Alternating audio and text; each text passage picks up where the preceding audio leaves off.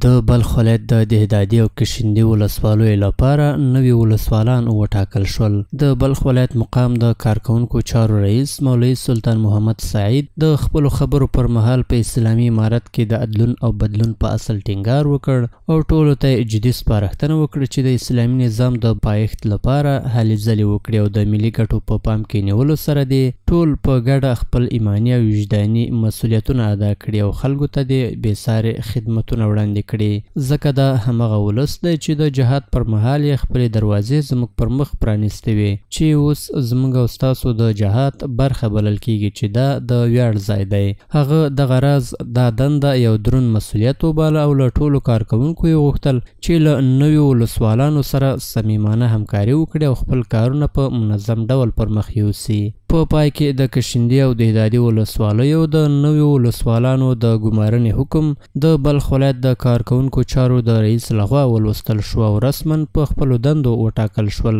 چې په ورکړل شویو مسؤلیتونو کې ورته د بریا هیلې وشوې.